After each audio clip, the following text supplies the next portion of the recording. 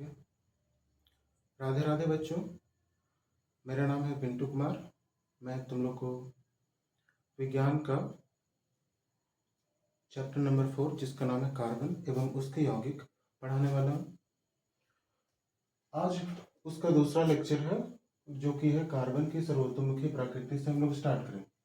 पिछले क्लास में हम लोग ने देखा बहुत से अन्य यौगिक जो सहसंयोजी आबंध से बनते होते थे, उनकी संरचना, जैसे H2 का संरचना हम लोग ने देखा, Cl2 की संरचना देखा, ऑक्सीजन कैसे अपनी आबंध द्विआबंध में बंधी रहती है ये हम लोग ने देखा, जल का परमाणु संरचना देखा, नाइट्रोजन का देखा, अमोनिया को देखा, और सबसे सरलतम यौगिक जो कि कार्बनिक यौगिक कहलाएंगी, यानी कि कार्बन से बने हुए यौगिक जो सबसे सिंपल है वो मीथेन है।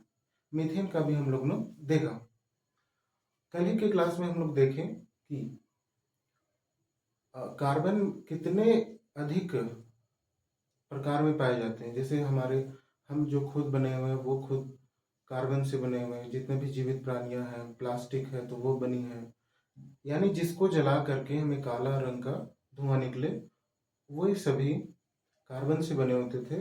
यानी कि लगभग जितने भी पदार्थ हम उपयोग में लाते हैं वे सभी कार्बन से बने होते थे। तो आज हम देखेंगे कि इतनी अधिक मात्रा में क्यों पाई जा रही है, कार्बन का ही क्यों ऐसा गुण है कि इतनी अधिक मात्रा में हम इसको देखते हैं। ठीक है, तो इसका हम ये तथ्य बता दें कि कार्बनिक यौगिक पूरे मिलाकर के 3 मिलियन से भी अधिक यौगिकों की खोज अभी तक हो चुकी है। 3 मिलियन यानी कि 30 लाख। 30 लाख तुम लोग समझ में आता होगा, है ना। देखो 3 मिलियन यानी 30 लाख, और अभी भी इसकी खोज जारी है। हर एक दिन नई नई यौगिकों की खोज अभी होती रहती है। उसके बाद हम देखते हैं अकार्बनिक यौगिक जो है वो केवल 5 लाख है। मतलब देख रहे हो कि इससे 6-7 गुना ज्यादा कार्बनिक पदार्थ है। केवल यह गुण कार्बन में ही क्यों है, इसके बारे में आज की क्लास में जानेंगे। तो हम लोग सबसे पहले देखते हैं श्रृंखलन गुण। श्रृंखलन गुण क्या है? कार्बन के ही अपने ही तत्व, कार्बन का अपने ही कार्बन अणु के साथ आबंध बनाने की जो अद्वितीय क्षमता होती है वो और किसी तत्व में नहीं पाई जाती है। ये न केवल चेन बना सकता है सीधा वाला, बल्कि ये ब्रांच भी बना सकता है, यानी कि शाखा भी बना सकता है। बता दें कि ये शाखा भी बना सकता है और साथ के साथ ये वलय भी बना सकता है। ठीक है, इसके बाद इसके अलावे इतने अधिक बढ़िया से कोई और परमाणु नहीं बना सकती है। ठीक है, श्रृंखलन गुण क्या हम बताएं? कार्बन का अपने ही कार्बन परमाणु के साथ आबंध बनाना के लिए जो अद्वितीय क्षमता होती है वह क्या कहलाती है? इसकी श्रृंखलन गुण। ठीक है, ये सिर्फ श्रृंखला, ये साखित या वलय ही केवल नहीं बनाते, ये अपने में द्विआबंध भी बना सकते हैं, त्रिआबंध भी बना सकते हैं। ये अपने साथ एकल आबंध, द्विआबंध और त्रिआबंध तीनों प्रकार के आबंध बना सकते हैं। ठीक है, ये जो होता है एकल आबंध से जुड़े यौगिकों को क्या बोलते हैं हम लोग? संतृप्त यौगिक। अभी हम बताते हैं इसके अगले भाग में कि संतृप्त यौगिक इसको क्यों बोलते हैं और ये दोनों को असंतृप्त यौगिक क्यों बोलते हैं। ये असंतृप्त यौगिक कहलाएंगे और ये संतृप्त। ठीक है, और देखो यहाँ पे हम लोग देख रहे हैं इतनी अधिक मात्रा में कार्बन में ही वो क्षमता है कि ये सारा काम कर सके। किताब में लिखा हुआ है इसी के जैसा होता है सिलिकॉन। सिलिकॉन में वो गुण होती है लेकिन वो बहुत ही कम होती है। हम लोग देखते हैं सिलिकॉन के पास भी उसके बाहर के कोश में 4 इलेक्ट्रॉन होते हैं, यानी कि 4 आबंध बनाने की शक्ति होती है, लेकिन वह इतनी अधिक मात्रा में नहीं बना पाता। इसका क्या कारण है अभी हम बताते हैं। सिलिकॉन केवल 7 से 8 तक का ही श्रृंखला बनाने में सक्षम है, इससे और अधिक श्रृंखला नहीं बना सकती। लेकिन हम लोग देखेंगे कई ऐसे यौगिक होंगे कार्बन के, वो बहुत से श्रृंखला बनाएंगे। प्लास्टिक तुम लोग देखा होगा, प्लास्टिक जो होता है वो कार्बन के असंख्य श्रृंखलाओं के साथ जुड़ता है ना। पॉलीइथीन बोलते हैं उसको। इथीन हम बताएंगे, इथीन क्या है। पॉली मतलब बहुत सारा, है ना। तो बहुत सारे इथीन जब जुड़ते हैं तो बनता है पॉलीइथीन, और वो कार्बन कार्बन के साथ ही जुड़े होते हैं, तो वो अद्वितीय क्षमता है उसके साथ जुड़ने की। ठीक है, अब हम बताते हैं इसकी कारण क्या है ना।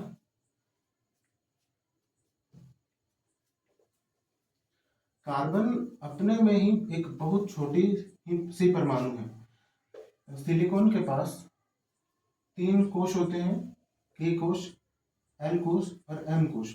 एम कोश में 4 इलेक्ट्रॉन होते हैं। हम कल ये बात बताए हुए कि कार्बन में केवल 2 कोश ही होते हैं। पहला कोश में 2 इलेक्ट्रॉन रहता है और दूसरे कोश में 4 इलेक्ट्रॉन होते हैं।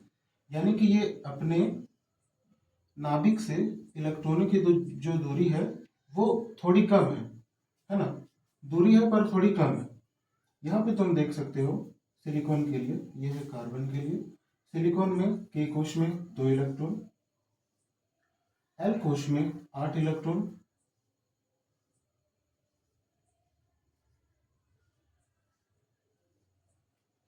और एम कोश में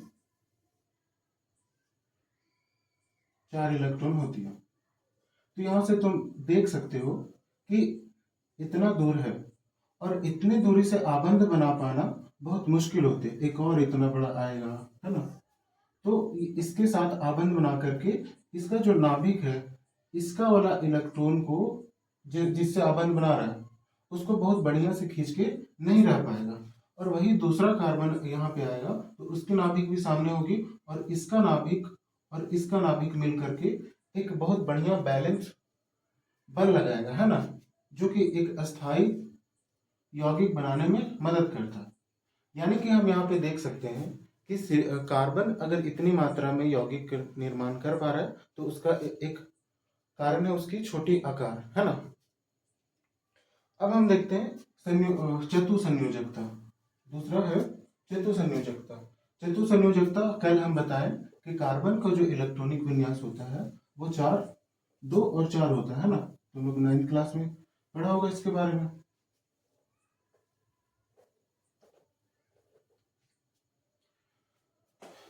चतु संयोजकता यानी 4 संयोजकता। ठीक है, यह वो गुण है जिससे कार्बन केवल 4 संयोजकता ही रखता है। हमको पता है इसके पहले कोश में 2 इलेक्ट्रॉन होते हैं जो कि के कोश कहलाता है, और दूसरे कोश में 4 इलेक्ट्रॉन होती है। ठीक है बच्चों, तो 4 इलेक्ट्रॉन और चाहिए इसको अष्टक पूरा करने के लिए। ठीक है, तो 4 इलेक्ट्रॉन की आवश्यकता होती है, तो इसको क्या कहेंगे, 4 संयोजकता इलेक्ट्रॉन। ठीक है, अब इसको इतनी इलेक्ट्रॉन की आवश्यकता है तो ये अपने ही जैसे, मतलब एक इलेक्ट्रॉन जिससे होगा ये इससे दोस्ती करेगा, H इलेक्ट्रॉन इससे दोस्ती करेगा। यानी जिसके पास एक इलेक्ट्रॉन होगी, संयोजकता पूरा करने के लिए इसको 4 आबंध उससे बनानी पड़ेंगी। ठीक है, और इससे भी साझा करने के लिए ये करना होगा।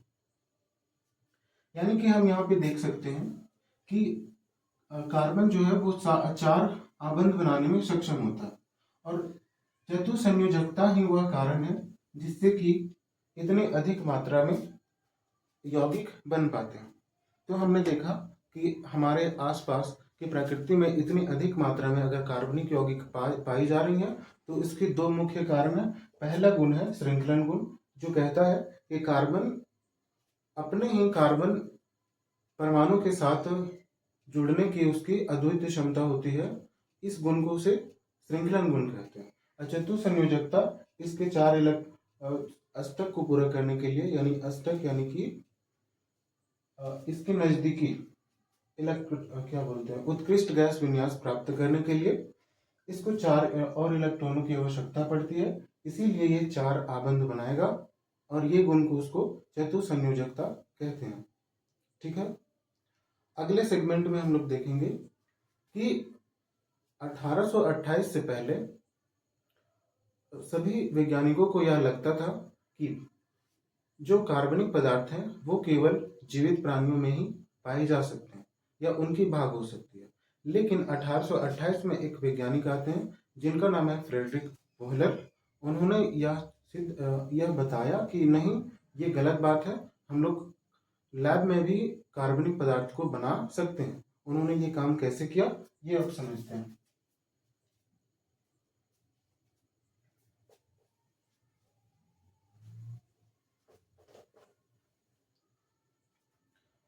1828 में फ्रेडरिक वोहलर नाम का एक साइंटिस्ट थे, फ्रेडरिक वोहलर।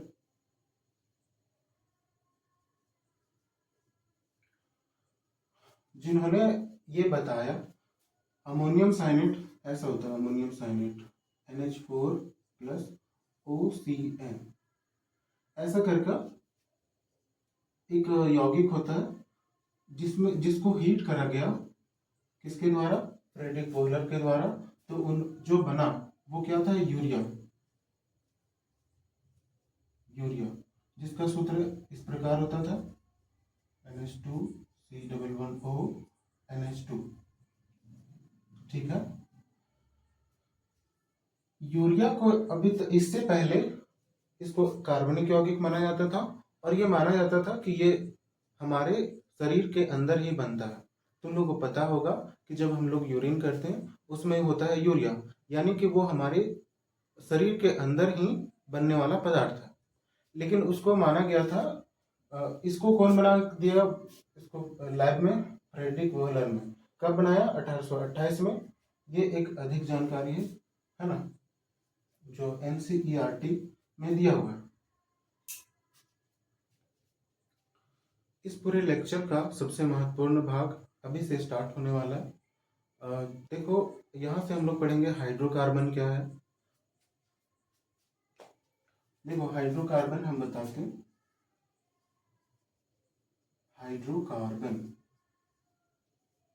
हाइड्रोकार्बन क्या होते हैं तो बताते हैं, वैसे यौगिक जो हाइड्रोजन और कार्बन से बने होते हैं उन्हें क्या बोलते हैं? हाइड्रोकार्बन। ठीक है। हाइड्रोकार्बन दो तरह के होते हैं। पहला है संतृप्त हाइड्रोकार्बन, जिनमें कार्बन कार्बन के बीच से केवल एकल आबंध ही प्रेजेंट होते हैं, है ना। क्या बोले अभी? संतृप्त हाइड्रोकार्बन।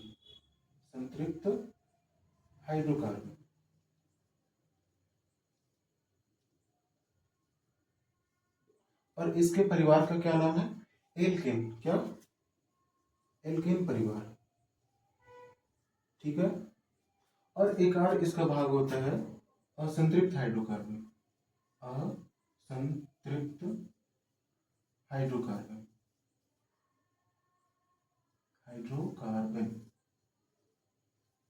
ठीक है। असंतृप्त हाइड्रोकार्बन के दो भाग होते हैं, जिनमें दो आबंध उपस्थित होती हैं, वैसे यौगिकों के एल्कीन बोलते हैं।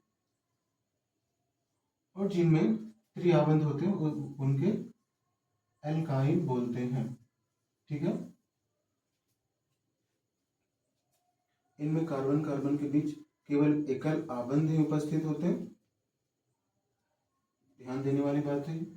इनमें द्विआबंध होते हैं और ये त्रिआबंध होते हैं, ना। अब हम यहाँ पे बात ये आती है कि हमको तो पता चल गया कि हाइड्रोकार्बन क्या होते हैं, कौन यौगिकों को हम लोग हाइड्रोकार्बन बोलते हैं। अब हम देखते हैं संतृप्त हाइड्रोकार्बन और असंतृप्त हाइड्रोकार्बन किन्हें बोलते हैं। तो संतृप्त हाइड्रोकार्बन, देखो, इससे अगर यौगिक बनाना है हमको कार्बन कार्बन जिसमें एकल आबंध हो, तो संयोजकता पूरा करने के लिए 3 आबंध और अभी बचा हुआ है, इसका भी 3 आबंध और बचा हुआ है। और हमेशा हाइड्रोकार्बन बोला गया तो हाइड्रोजन यहाँ पे जुड़ेगा। ठीक है। हाइड्रोजन की संयोजकता 1 होती है, ये बता दें हम। तो देखो, यहाँ पे और अधिक हाइड्रोजन का जुड़ाव पॉसिबल नहीं है। और अब अधिक तोड़ के इसको हाइड्रोजन की मात्रा हम लोग बढ़ा नहीं सकते, इसीलिए इसको क्या बोलते हैं, संतृप्त। तुम लोग क्लास 9th में एक चैप्टर था, उसमें तुम लोग देखा होगा संतृप्त विलयन और असंतृप्त विलयन। संतृप्त विलयन उन्हें बोलते थे जिनमें और अधिक विलय नहीं घोला जा सकता था। जब हम इसका नामकरण करेंगे तो ये बहुत काम करने वाला है, लेकिन उससे पहले हम ये बता दें कि एल्केन जो अंतिम में एन आ रहा है उसका ये प्रत्यय कहलाएगा, है ना। प्रत्यय यहाँ पे लिख देते हैं, इसका प्रत्यय क्या कहलाएगा, एन, इन और आइन। ठीक है बच्चों, यहां तक लिखो, तब तक हम आगे बताते हैं।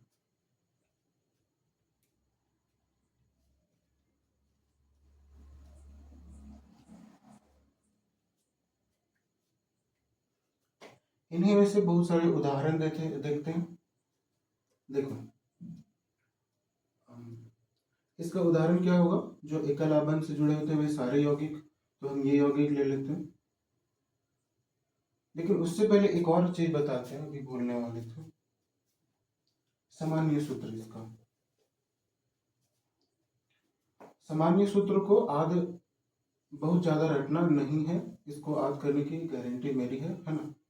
सामान्य सूत्र CnH2n+2 होता है, इसका CnH2n और इसका CnH2n-2।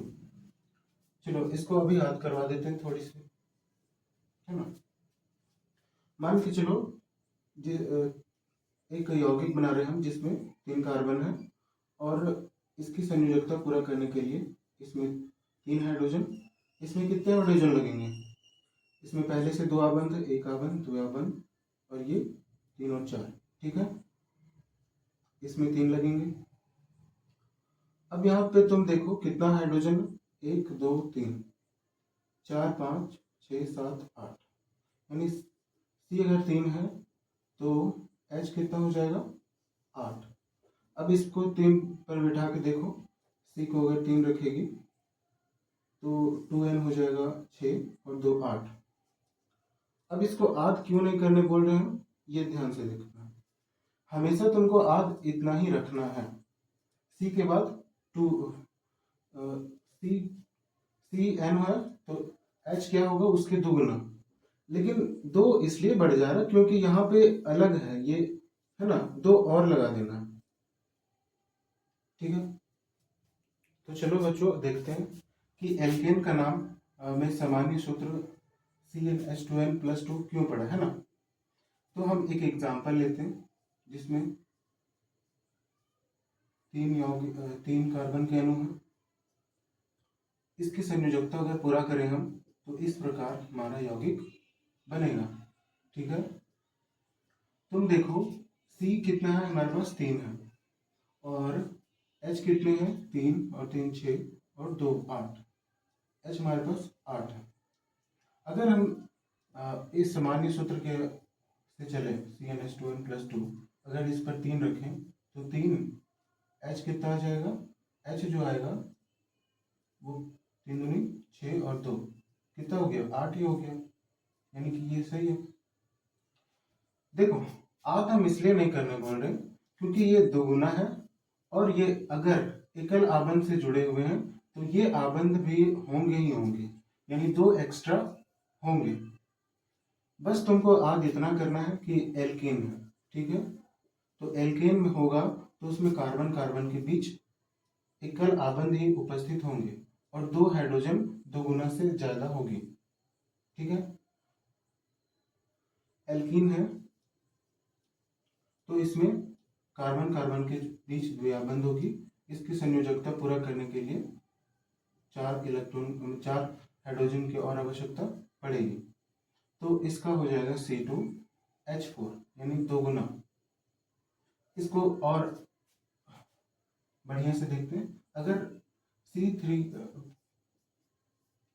ऐसा यौगिक लिखें जिसमें 3 कार्बन है और 1 आबंध जो है वो द्विआबंध है। अब इसकी संयोजकता को पूरा करो, इसकी संयोजकता को देखो, एक आबंध, दो, तीन, एक बच गया। इसको अब देखो, 3, 4, 5, 6, ये भी ये सिर्फ दुगुना ही है। यानी कि इतना याद रखो कि एल्कीन है तो उसमें केवल दुगुना होगा द्विआबंध की वजह से, ठीक है। और एल्काइन में सी ट्रिपल आबंध सी होता है, जहां पे वहां पे 2 और हाइड्रोजन कम हो जाता था, ठीक है।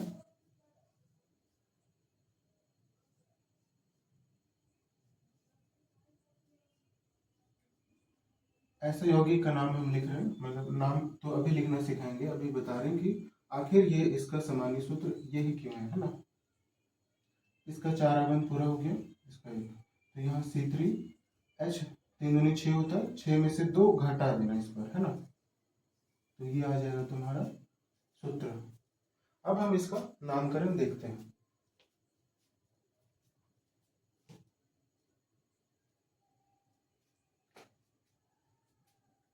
अभी हम देखने वाले हाइड्रोकार्बन के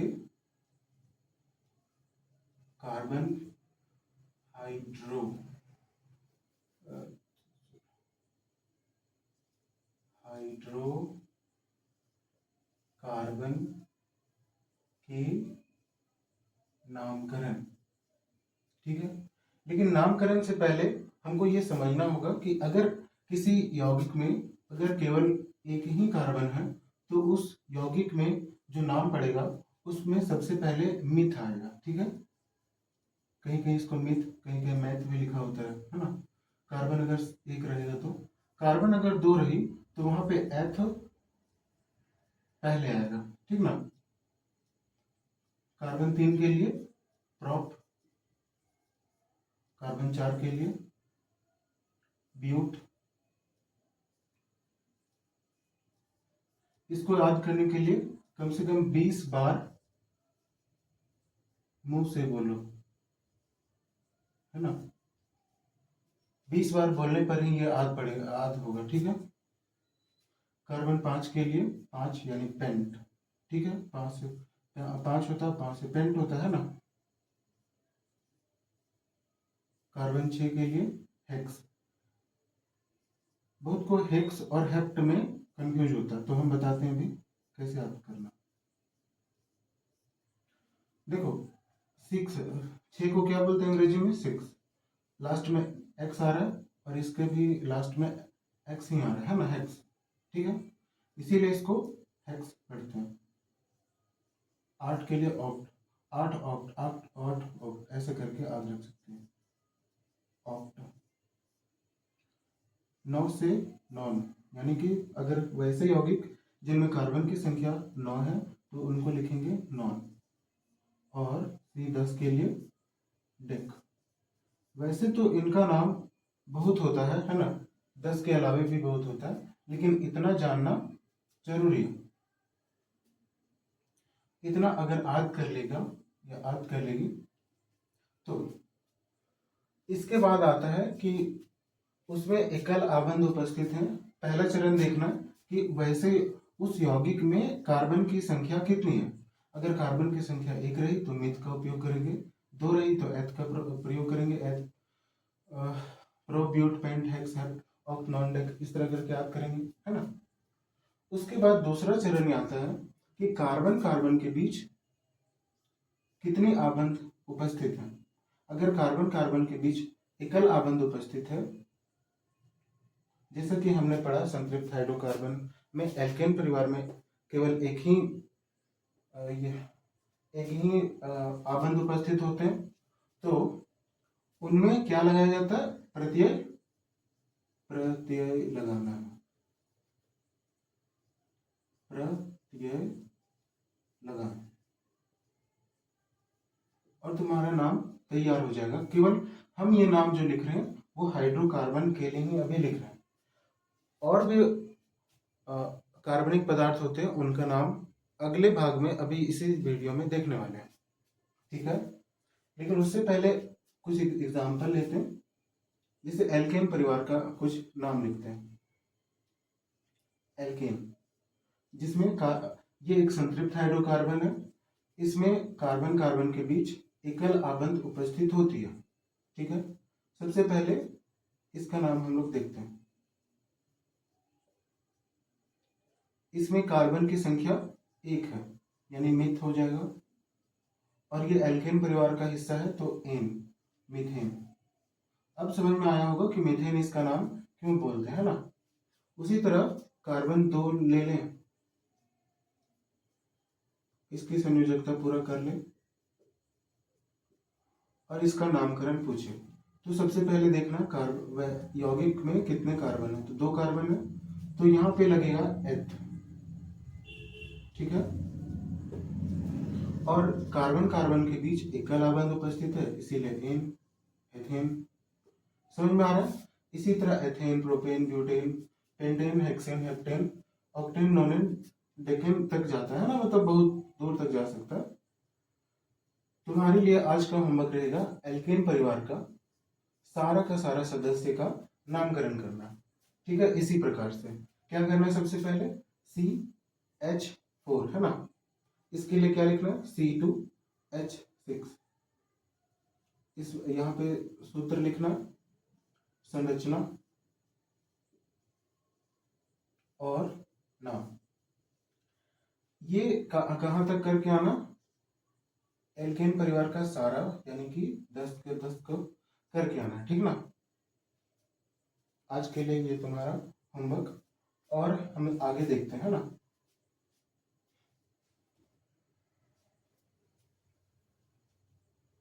अब हम नाम देखते हैं वैसी संरचना या वैसे यौगिक जिनमें कार्बन कार्बन के बीच द्विआबंध उपस्थित होते हैं, उनको क्या बोले थे, एल्कीन, है ना। जिनके बीच में द्विआबंध होते थे उनको एल्कीन बोलते थे। ठीक है, एल्कीन का संरचना सबसे देखो, द्विआबंध को जोड़ने के लिए कम से कम 2 कार्बन की तो आवश्यकता पड़ेगी ही पड़ेगी। कोई एक कार्बन रहेगा, वो कैसे ही आबंध बनाएगा दूसरे कार्बन अणु के साथ, है ना।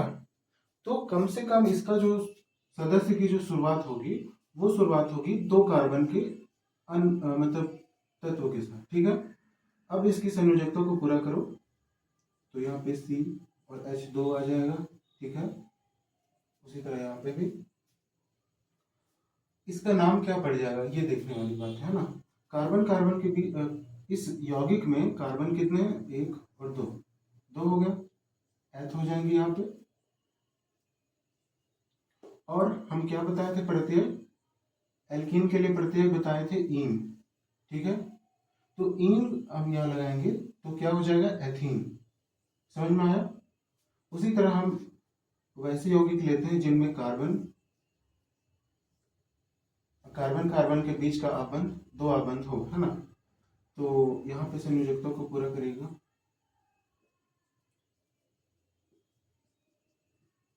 इस तरह से बनेगा। यहाँ पे इसका नाम लिखने के लिए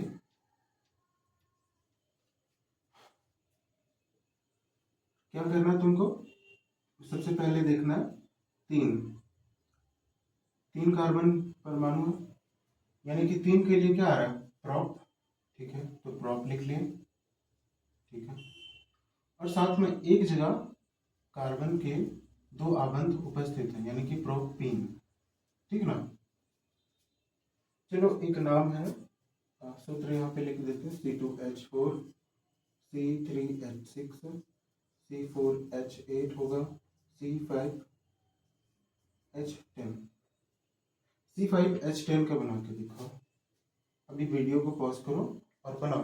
ठीक है, तो हम लोग देखते हैं C5H10, यानी कि इसका जो संरचना बनेगी कुछ इस तरह से बनेगी। 5 कार्बन हो गया, 1 2 3 4 5। इसको आबंध को देख लेना। देखो हमको तो पता है ना कि कितना होने वाला है, तुम लोग को देखना पड़ेगा, क्रॉस चेक करना पड़ेगा खुद से, किसी पर भी अंधविश्वास नहीं करना। देखो कार्बन की 4 संयोजकता है पूरे हुए, 1 आबंध, 2 आबंध, 3 आबंध, 4 आबंध हो गए। इसके भी 4 आबंध, इसके भी 4 आबंध। यहाँ पे तुम देखो 2 आबंध इसके, 3 4। है ना। तो पूरे हो गए इसके। अब इसका नाम देखो, 1 2 3 4 5, 5 के लिए क्या उपयोग करते थे, पेंट, ठीक है। और एक दो कार्बन के बीच द्वि आबंध अगर उपस्थित है तो इन लगाते थे, है ना। इसका जो प्रत्यय था इन था, तो इन, पेंटीन। वो हम लोग शैम्पू यूज करते, वो वाला पेंटीन नहीं सोचना, है ना। समझ में आया। इतना बात अगर समझ में आया तो आगे बढ़े। तुम्हारे लिए फिर से एक होमवर्क है कि एल्कीन परिवार के सारे सदस्यों का नाम लिखना, है ना। Ethyne, propyne, butyne, pentyne, hexyne, heptyne, इस तरह करके सारा का नाम लिखना, है ना। देखो, नामकरण जितना बार तुम लोग प्रयास करेगा अपने से उतना बार। मेरा काम तो इतना ही था, बहुत आसान था इतना, है ना। तुम लोग का काम यहाँ से आगे बढ़ता है कि तुम लोग कितना खुद से प्रैक्टिस करते हो, है ना। हम होमवर्क तो दे देंगे पर हम देखने नहीं जाएंगे कि कितना बनाए हो, ठीक है। और यहाँ पे थोड़ा हम हंसी मजाक थोड़ा कम कर रहे हैं, इसके लिए क्षमा प्रार्थी। एक लास्ट बच जाता है हाइड्रोकार्बन, जिसका नामकरण करना है एथाइन, है ना। एल्काइन जिसको बोलते हैं, एल्काइन परिवार का।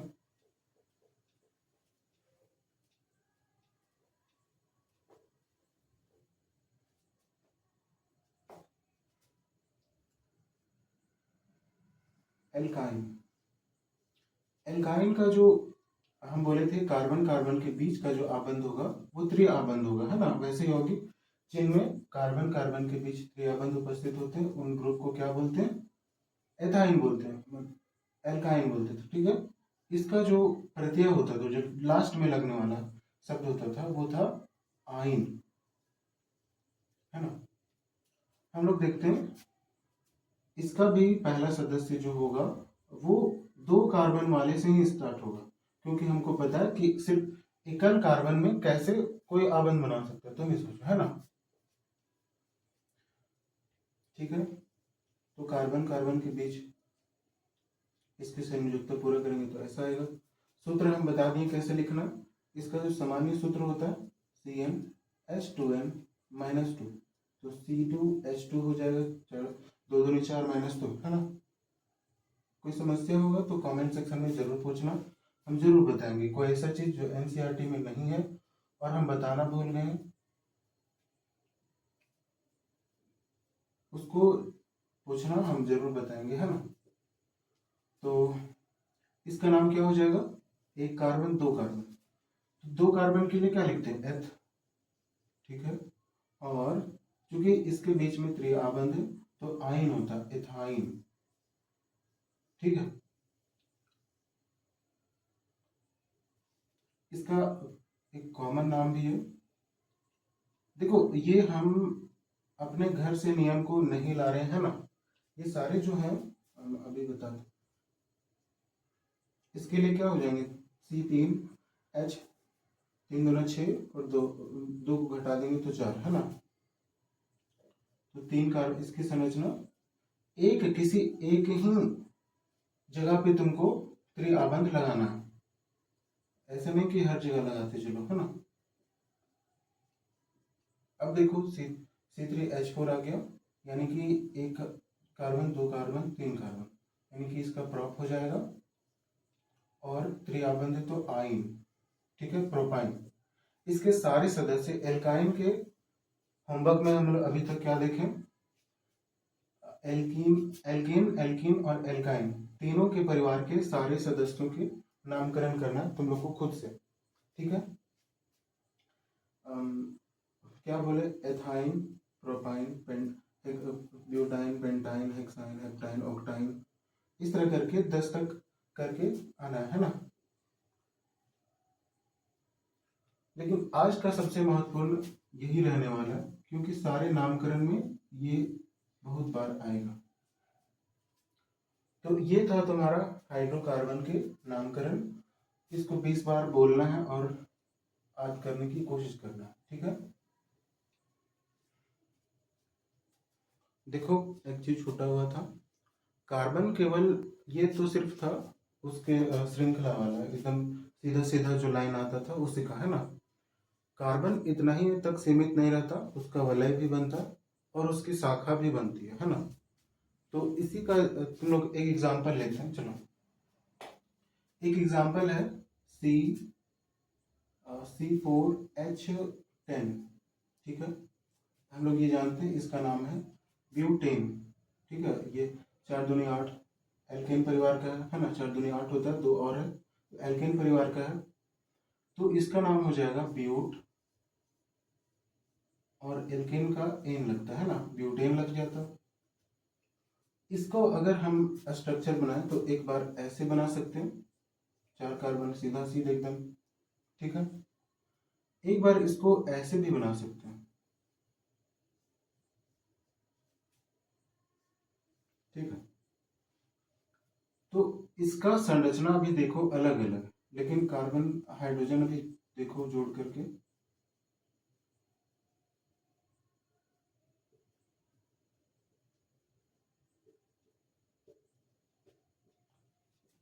अगर हम सभी में संयोजकता को पूरा करते हुए हाइड्रोजन को भर दें तो हाइड्रोजन की संख्या क्या होगी, ये तुम लोग को बताना। देखो, हाइड्रोजन कितनी हो जाएगी, 1 2 3 4 5 6 7 8 9 10। C4 के लिए हाइड्रोजन की संख्या 10। यहाँ पे तुम देखो 1 2 3 4 5 6 7 8 9 और 10। ठीक है, यहाँ पे भी 10। तो यहाँ पे देख रहा होगा तुम लोग कि आणविक जो आणविक सूत्र जो है वो समान है, एक जैसा, एकदम सेम टू सेम, लेकिन इसकी संरचना अलग अलग है। तो यहाँ पे आता है कि इन्हें क्या बोलेंगे, है ना। तो वैसे यौगिक जिनकी आणविक सूत्र समान होती है लेकिन उसकी संरचना में विभिन्नता होती है, उन्हें क्या बोलते हैं, संरचनात्मक समावयन। समझ में आया, संरचनात्मक समावयन।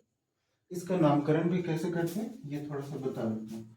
वैसी शाखा, इसको नाम बता देते हैं, आइसो ब्यूटेन बोलते हैं, और इसका नाम है एन ब्यूटेन।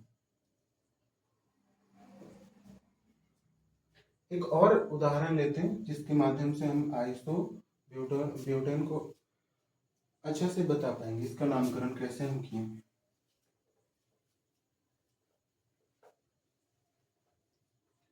एक उदाहरण है जो C5H12 है, यानी कि कार्बन की 5।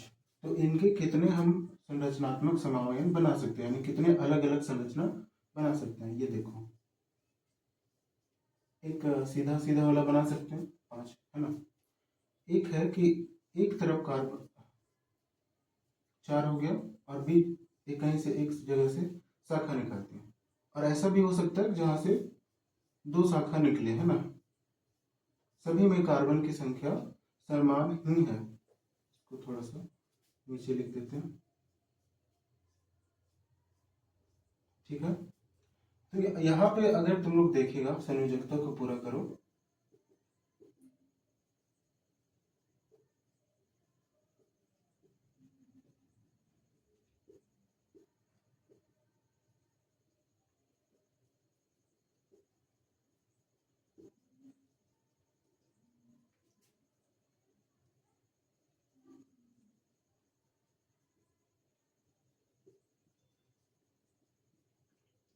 तो जब ऐसा कर लेगा तुम लोग, है ना, तो तुम लोग देख पाएगा एक ही सूत्र, सभी का जो सूत्र समान है वो एकदम समान है। ठीक है, सभी का सूत्र, इसका भी सूत्र C5H12 है, इसका भी सूत्र C5H12 है, इसका भी C5H12 है ना। तो अंतर कहाँ है, इसकी संरचना में, इस दिखता कैसा है उस समय, है ना। तो अगर सीधा लाइन में हुआ, देखो इसका जो श्रृंखला है, चेन है ना, वो सीधा है ना, तो इसी को एन पेंटेन बोल देंगे। इसका नाम तो पेंटेन होगा, है ना, पता है ना। 5 है तो पेंट होगा, और सभी में से क्या बोलते हैं वो, एक कलाबंद है तो एन हो जाएगा, पेंटेन। ठीक है, एन पेंटेन अगर सीधा है तो। अगर एक जगह से शाखा है, देखो इसका अंतिम ये हुआ, देखो ये हो गया पूरा इसका चेन, और अंतिम कार्बन से एक छोड़ा करके यहाँ पे आएगा। वहां पे अगर कोई शाखा उत्पन्न हुआ, यहाँ पे एक शाखा उत्पन्न हुआ है ना, तो ऐसे यौगिकों को बोला जाता है आइसोपेंटेन। समझ में आया?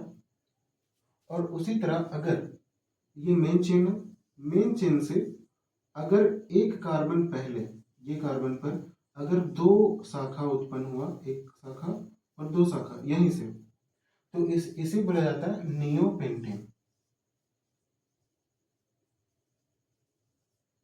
ठीक है, अब सबको समझ में आ गया होगा कि इसका नामकरण कैसे किया जाता है। संरचनात्मक समावयन, इसका एक प्रश्न भी है, इसीलिए इसको हम करा दिए। प्रश्न में दिया गया था कि C5H12 को कितनी संरचनात्मक समावयन उपस्थित होते हैं, यह संभव है। तो इसका आंसर होगा 3 संरचनात्मक समावयन संभव है। ठीक है, अब हम देखते हैं थोड़ा सा जो वलय में उपस्थित होते हैं उनके नामकरण कैसे करते हैं।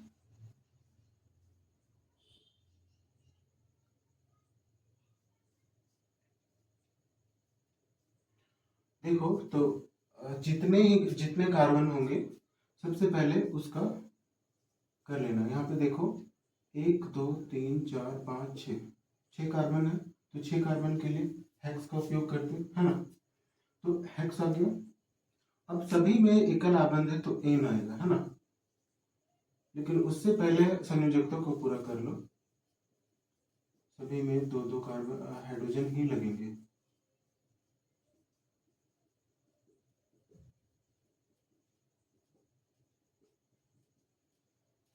लेकिन ये साइकिल में उपस्थित है, देखो एक साइकिल बन रहा है, तो इसीलिए क्या बोलते हैं इसको, साइक्लो हेक्सेन। तुम लोग के लिए होमवर्क ये रहा कि तुम लोग को ये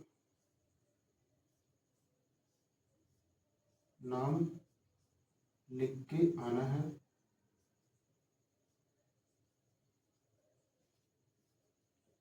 ठीक है, इसका नाम लिखना है, और एक और दे देते हैं,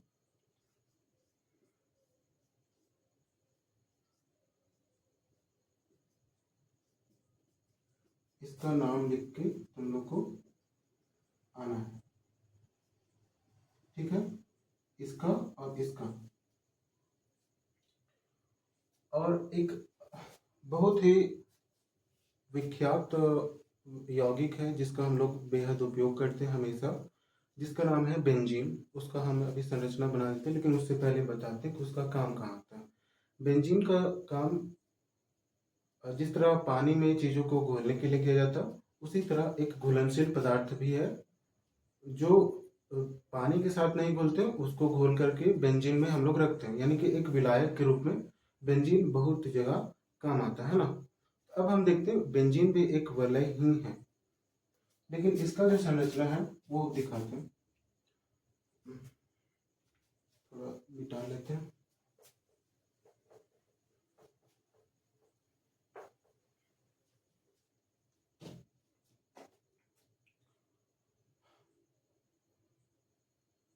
बेंजीन में कार्बन के 6 अणु होते हैं। ठीक है,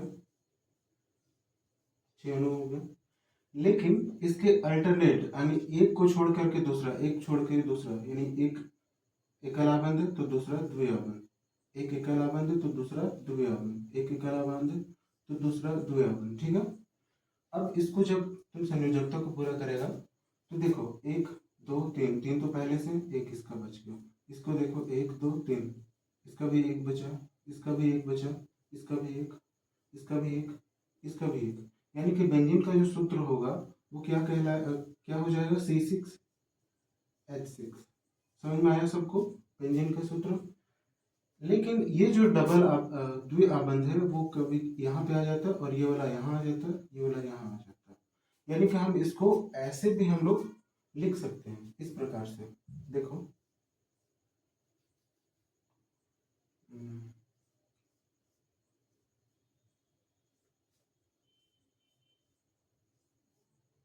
इसको हम ऐसे भी लिख सकते हैं कि द्वितीय बंध यहाँ पे आ गया तो एकल बंध यहाँ रहेगा, द्वितीय बंध यहाँ, ऐसे।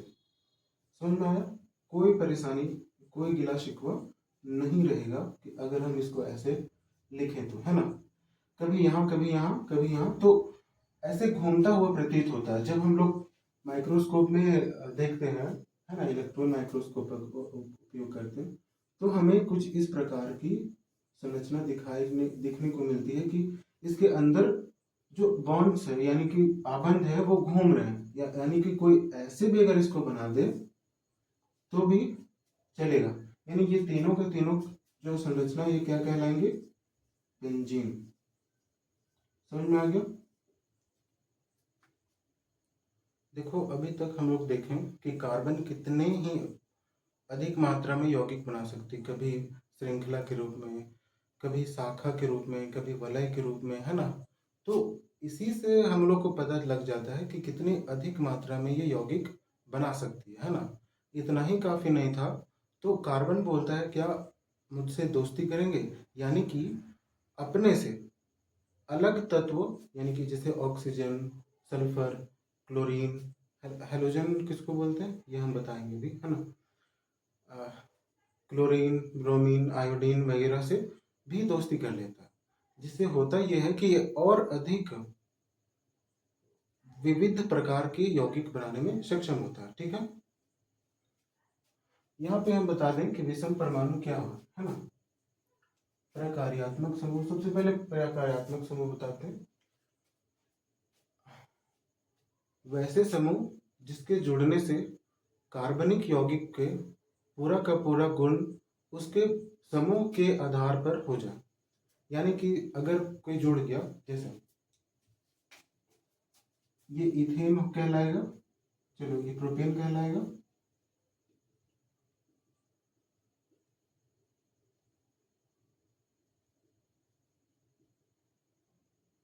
है ना। ये प्रोपेन कहलाएगा। प्रोपेन को अगर एक हाइड्रोजन से प्रतिस्थापित करके यहाँ पे कोई अलग ग्रुप लगा दें तो इसका जो पूरा का पूरा गुणधर्म हो जाएगा वो बदल करके इसके ऊपर ही निर्भर करने लगेगा। समझ में आया? तो वैसे प्रकार्यात्मक समूह वैसे समूह कहलाते हैं जो अगर हाइड्रोकार्बन में जुट जाएं तो उन यौगिकों को एक विशिष्ट गुण प्रदान करते हैं, एक अलग से गुण प्रदान करते हैं, इसीलिए उनको प्रकार्यात्मक समूह कहते हैं। अब हम देखेंगे प्रकार्यात्मक समूह और विषम परमाणु होते क्या। देखो, ये जो पूरे के पूरे जिनकी वजह से गुण में परिवर्तन आ रहा है, इनको प्रकार्यात्मक समूह प्रकार्यात्मक समूह बोलेंगे, है ना।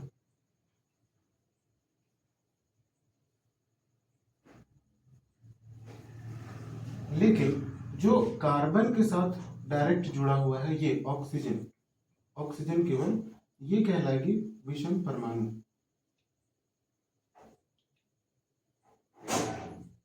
समझ में आया विषम परमाणु और प्रकार्यात्मक समूह में अंतर। अब हम यहाँ से देखते हैं प्रकार्यात्मक समूह कितने पढ़ने हैं तो आप लोग को।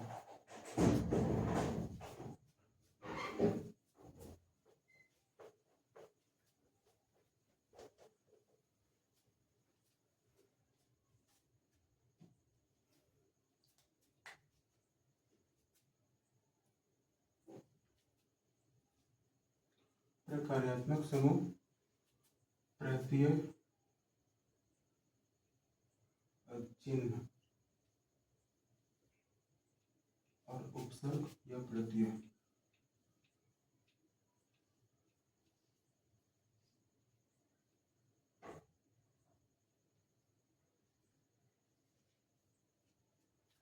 देखो, वैसे तो हमारे आसपास प्रकार्यात्मक समूह जो है वो 17-18 प्रकार की होती हैं, जो कि आगे की क्लासों में आप लोग को बहुत अच्छे से पढ़ना है ना।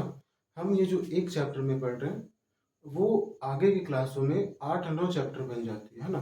तो ऐसा कोई दिक्कत नहीं लेना, है ना। प्रकार्यात्मक समूह यहाँ केवल 5 ही पढ़ना है। क्या क्या? सबसे पहले एल्कोहल, कोहल,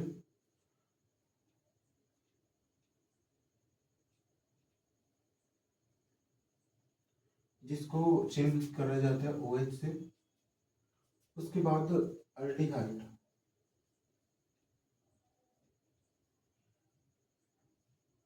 जिसको चिन्हित करा जाता है C++O और साथ में H।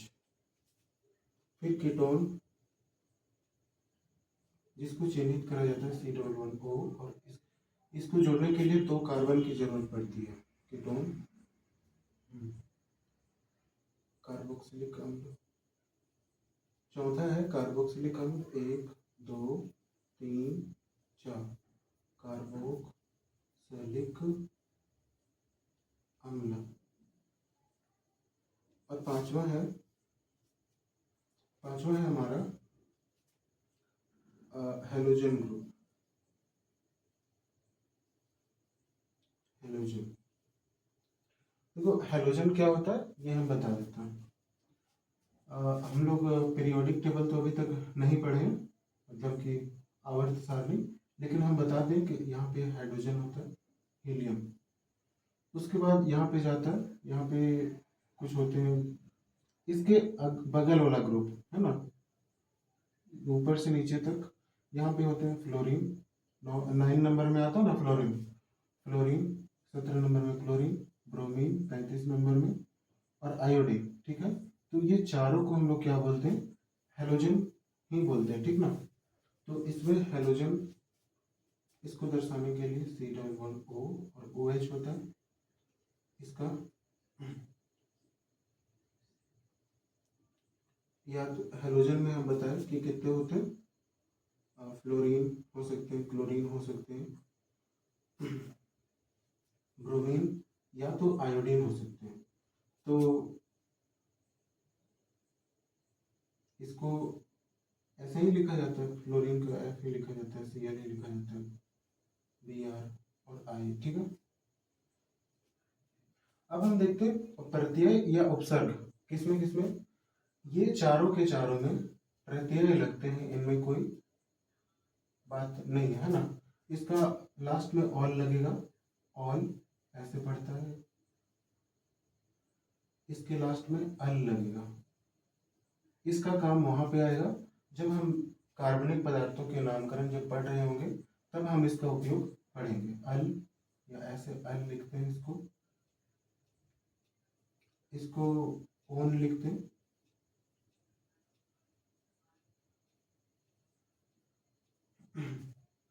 और इसके लिए ओइक अम्ल।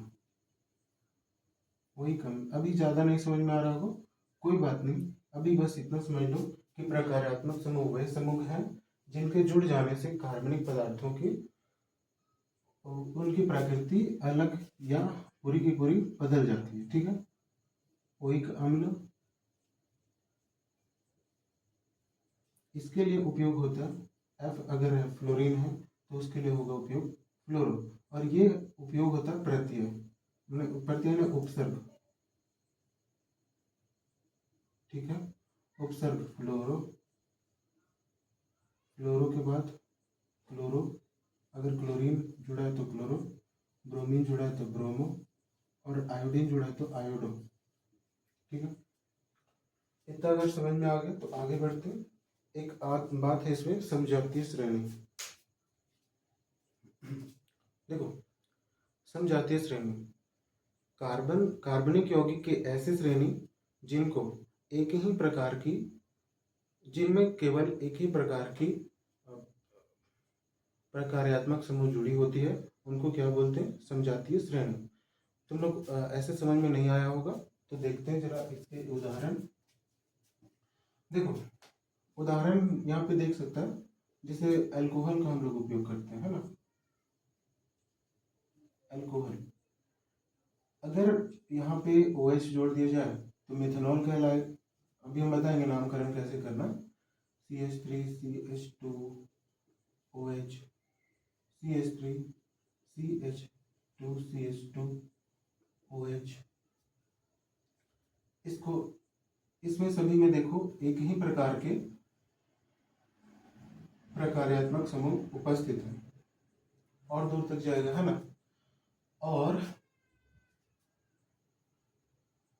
एक ही प्रकार के उपस्थित है, उसी तरह हम देख सकते हैं CH3 CHO CH3 CH2 CHO, यानी कि हम बोल सकते हैं अगर एक ही प्रकार के प्रकार्यात्मक समूह किसी यौगिक में पाए जा रहे हैं तो वो क्या कहलाएंगे, समजातीय श्रेणी, है ना। और दो क्रमागत, ये एक हो गया, ये दूसरा, दो क्रमागत समजातीय श्रेणी में कितने के CH2 इकाई की अंतर होती है। इसकी परमाणु द्रव्यमान क्या हो जाएगी, CH2 का, C का होता है 12 और H का होता है 2, मतलब 2 है हाइड्रोजन तो 2 से गुना करना पड़ेगा ना, 1 गुना 2 तो 2, यानी कि 14 U का अंतर सभी में होता है ना। तो एल्केन भी एक CH4 C2H6 CH3 CH2 CH3, ये इसको भी अगर आप आगे बढ़ाते जाए तो एल्केन परिवार को भी एक समजातीय श्रेणी का हिस्सा मान सकते हैं। ठीक है, समजातीय श्रेणी सबको समझ में आया होगा। वैसे श्रेणी जिनमें केवल एक ही प्रकार की प्रकार्यात्मक समूह हो उन्हें समजातीय श्रेणी बोलते हैं।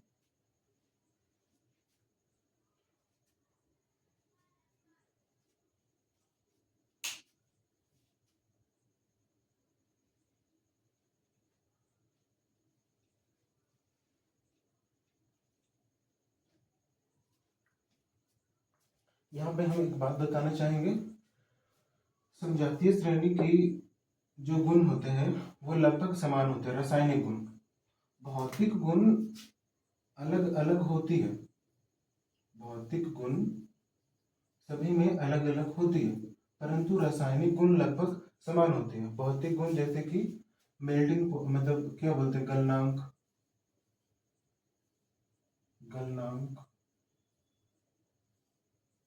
क्वथनांक, फिर घुलनशीलता,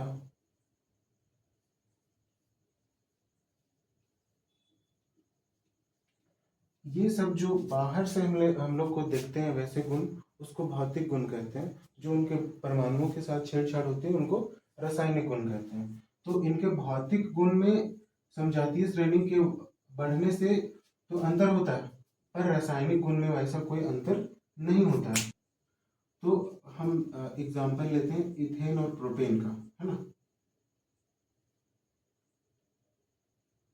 CH3CH3, इसमें 2 कार्बन है तो इनका नाम हो जाएगा इथेन, इथेन या एथ, ठीक है। और एक लेते हैं CH3CH2CH3, ठीक है, तो इनका नाम पड़ जाएगा प्रोपेन। इनमें क्या अंतर आती है वो हम दिखाते हैं। इनका जो सतह का क्षेत्रफल होता है, देखो इसको जगह घेरा हुआ है थोड़ा सा कम है और इसका ज्यादा क्षेत्रफल है, ठीक है। अगर वैसे परमाणुओं की देखो, सोचो कि जो छोटे छोटे हैं, है ना, ऐसे करके, तो इसका जो सतह क्षेत्रफल है वो बहुत कम है, तो इनके बीच का जो आकर्षण बल होगा, वो जो सतह के बीच लगने वाला आकर्षण बल है वो भी कम होगा, क्योंकि सतह कम है तो आकर्षण बल भी कम होगा। इसीलिए इनका जो बॉइलिंग या क्वथनांक या गलनांक होता है वो कम होता है, ठीक है। और इसके अणु बड़े बड़े हैं क्योंकि इसका सतह क्षेत्रफल अधिक है। अधिक सतह क्षेत्रफल है तो इनका आकर्षण बल भी बहुत अधिक होगा ना, तो इनका बॉइलिंग या क्वथनांक गलनांक ये भी अधिक होता है इनसे। समझ में आया। अगर हम इथेन के बाद प्रोपेन, प्रोपेन के बाद ब्यूटेन, पेंटेन, इस तरह जाते जाए नीचे तो इनका गलनांक और क्वथनांक बढ़ते जाएगा। ये भौतिक गुणों में क्या अंतर है हम बता दिए। हम देखते हैं अभी कार्बनिक यौगिक के नामकरण कैसे करते हैं। हम लोग का अभी तक क्या क्या देखे, हाइड्रोकार्बन के नामकरण देख लिए। फिर अगर कोई यौगिक में एक कार्बन है तो उसको मिथ बोलते हैं, येथ बोलते हैं, प्रोप बोलते हैं, ऐसे करके वो पूरा का पूरा टेबल देख लिए। अब हम लोग यहाँ पे ये लायक हो गए कि कार्बनिक यौगिक के नामकरण कैसे करते हैं ये सीखें, ठीक है। तो इसके 2-3 चरण है ना। पहला चरण है यौगिक में कार्बन की संख्या ज्ञात करो। यानी कि एक यौगिक दिया हुआ है, उसमें कितने कार्बन की संख्या है वो ज्ञात करो। और अगर वो ज्ञात हो गया तो हम लोग को पता है कि कार्बन 1 के लिए हम लोग यूज करते हैं मिथ का, ठीक ना, 2 के लिए ईथ का, इस तरह करके करते हैं ना। उसके बाद दूसरा चरण है कि यदि कार्बन कार्बन के बीच द्वि या त्रिआबंध या एकल आबंध भी हो को ज्ञात करो। ठीक है, ये हो जाएगा। और तीसरा गुण है प्रकार्यात्मक समूह को पहचानो।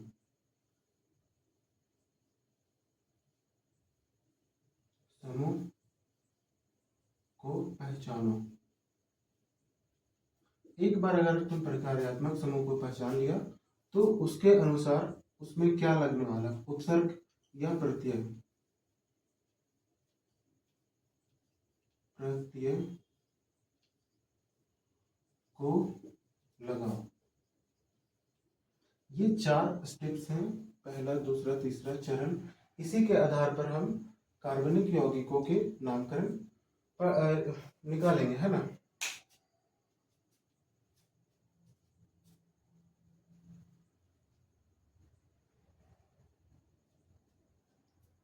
उदाहरण के लिए हम लेते हैं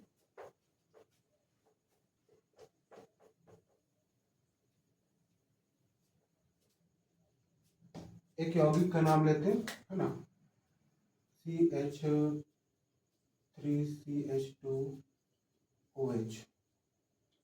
देखो इसमें कार्बन की संख्या कितनी है। सबसे पहला चरण था कार्बन की संख्या ज्ञात करना, पहली और दूसरी।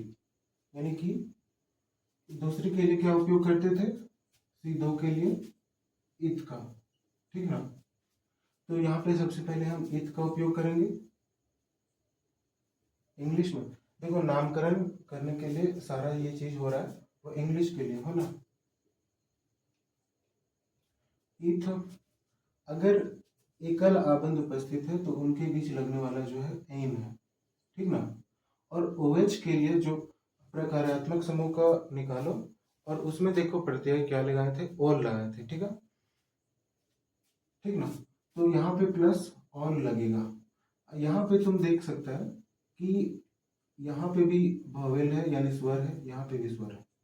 तो इसका ई जो होता है वो कट जाता है और इसका नाम जो हो जाता है इथेनॉल। इथेनॉल तो सभी को सुना होगा। इथेनॉल कहाँ पे बनता है, फर्मेंटेशन यानी कि किण्वन प्रक्रिया में बनता है कि नहीं।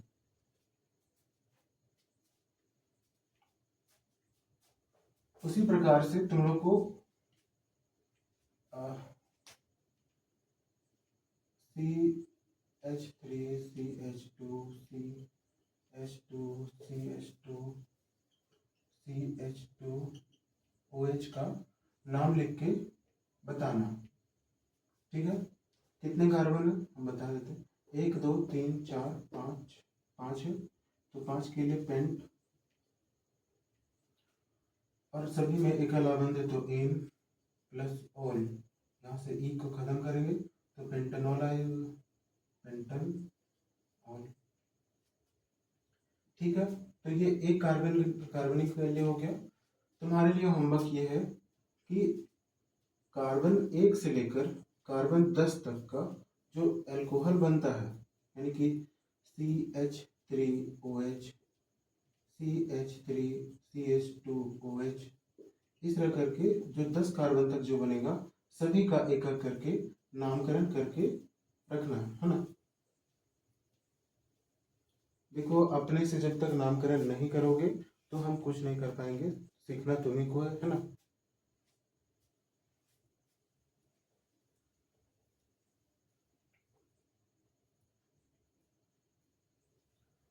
एक अलग उदाहरण लेते हैं जिसको CH3CHO, ये जो हम लिखे हैं CHO भी कहीं कहीं लिखा जा सकता है या ऐसे भी लिखा जा सकता है। यह एक समूह है ना। देखो, तो यहाँ पे कार्बन की कितनी संख्या, 1 और 2, 2 है तो ईथ का प्रयोग करेंगे, ठीक है। उसके बाद सिंगल आबंध है तो एन का प्रयोग करेंगे, इथेन। और इसके लिए ये एक अल्डिहाइड ग्रुप है, सबको याद है ना, अल्डिहाइड। इसके लिए प्रत्यय जो लगाए थे वो अल लगाए थे, है ना। तो जब इसको सम्मिलित करेंगे तो इथन, इथेनल, ठीक है। हम लोग को इसका नामकरण करना है, ठीक है। और 1 से लेकर 10 तक सारा का सारा नाम करना है। एल्कोहल का नामकरण अभी बताएं, कोहल, अल्डिहाइड, ठीक है। इसके बाद हम बताते हैं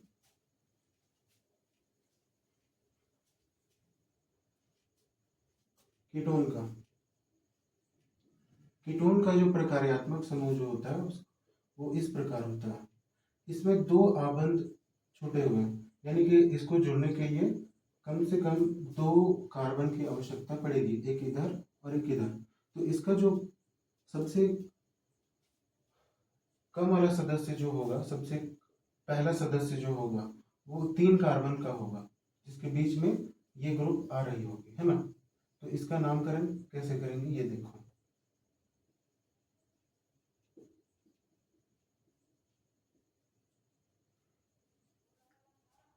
3 कार्बन है तो 3 के लिए प्रॉप का यूज करते हैं हम लोग, ठीक है। सभी में सिंगल आबंध है तो एन, प्लस इसके लिए उपयोग करते हैं ओन का, है ना। कीटोन का प्रत्यय क्या था, प्रत्यय था ओन, ठीक है। तो यहाँ ओन करेंगे, यहाँ पे ये ई खत्म हो जाएगा तो प्रोपेनोन आ जाएगा, ठीक है। इसी तरह C3, यहाँ CH3, C11O, CH3, इसका हम बता दिए। इसी तरह तुमको 10 तक करके आना है, ठीक है।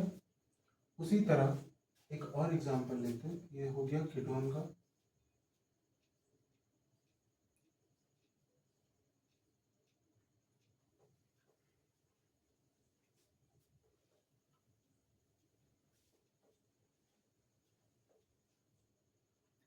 आगे है कार्बोक्सिलिक अम्ल, कार्बोक्सिलिक अम्ल।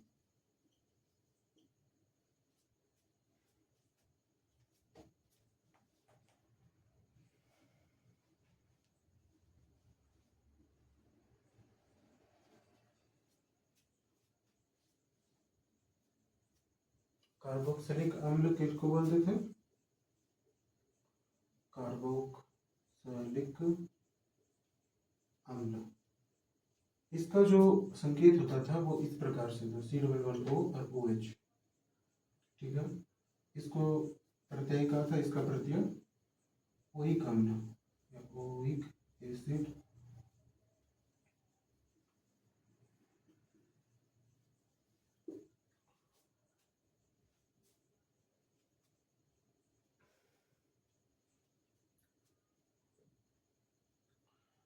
इतना समझ में आ गया होगा। अब बहुत देरी हो गई यार।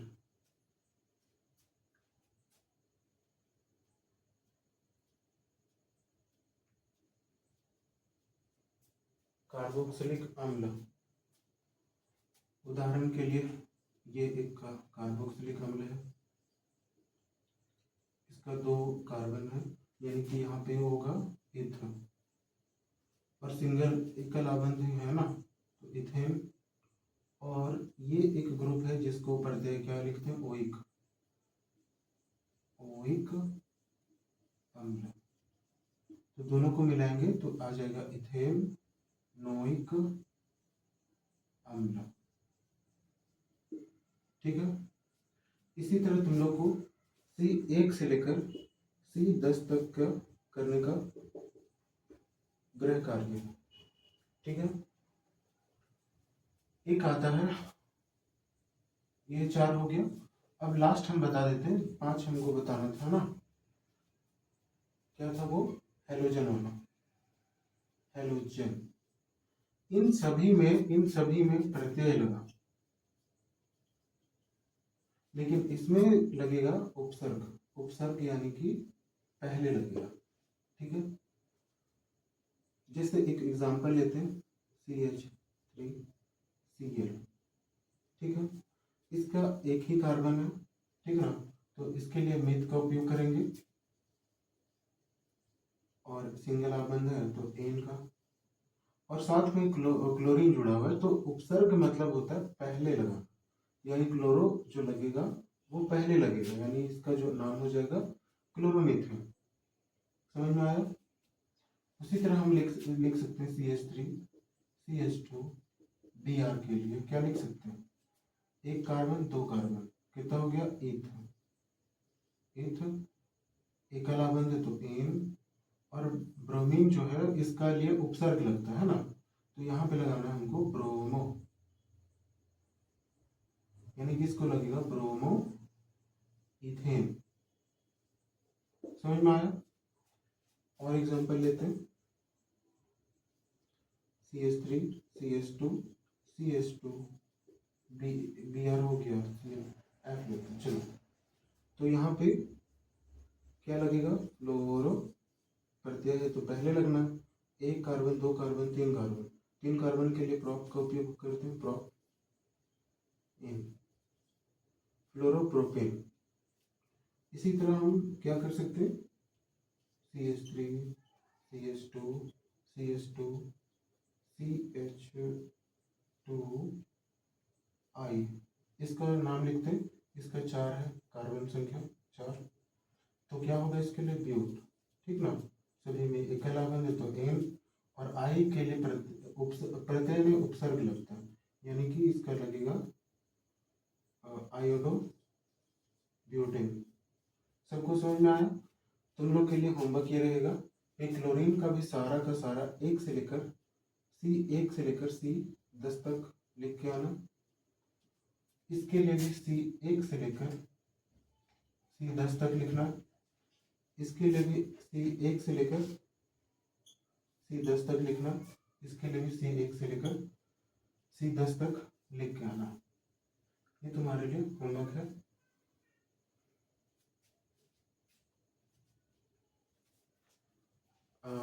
आज का लेक्चर इतना ही में समाप्त होता, और इसके लिए 2-3 लेक्चर और लगेगा, इसके लिए नहीं, मतलब इस चैप्टर के लिए सभी कोई को बताना है आज का लेक्चर कैसा लगा, कमेंट में बताना, और कुछ सुधार करना या फिर कैसा लगा ये सारा कुछ कमेंट में बताना है। धन्यवाद।